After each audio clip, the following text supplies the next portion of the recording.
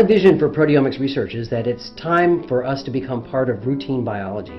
I think now we develop a set of tools for looking at probably the most important molecules in biology, the proteins.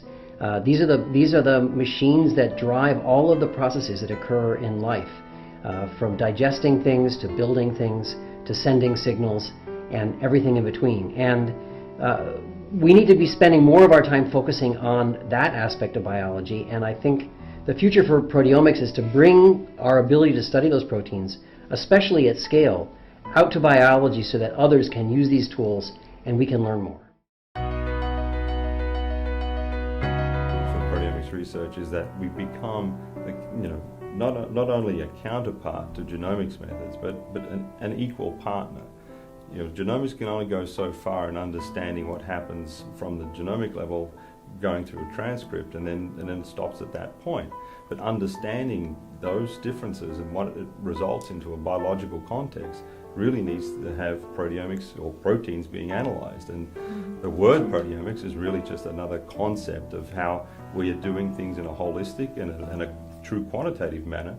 And it really is hand in hand with genomics. It's not a poor cousin of genomics, it's really a equal partner and the next step. All the drugs most probably are all developed against proteins, and it's these types of technologies that need to be developed and completed so that we can get to these holistic measurements.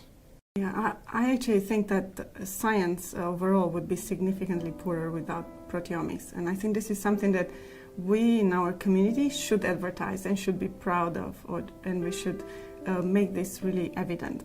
I think the proteomics field has matured quite significantly. There are still all the time technological advances, but the great time, I think this is an exciting time in proteomics because we now see all these methods, but they are really applied to the right biological questions, and they have already started to contribute such important fundamental discoveries in biology, and I think that this is really exciting and we should be highlighted more. But I think there's plenty of room to continue doing that.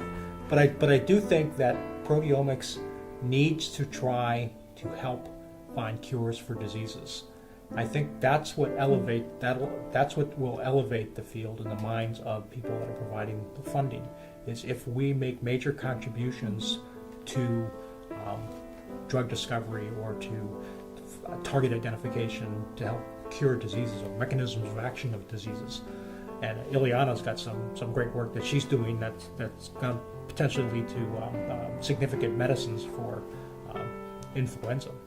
So I think that's what we need to be doing. We need to be proving our value by helping to cure disease.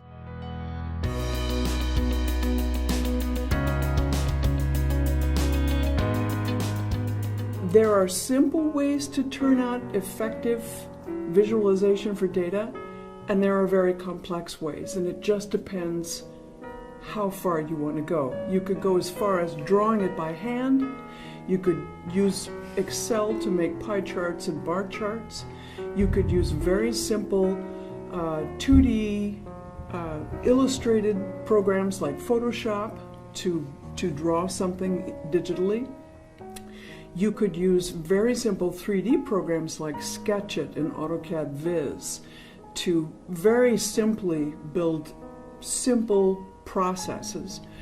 You could get much farther along by using Autodesk Max or Maya or Blender, a host of, there are many different 3D programs out there, all the way into VR, virtual reality, and augmented realities.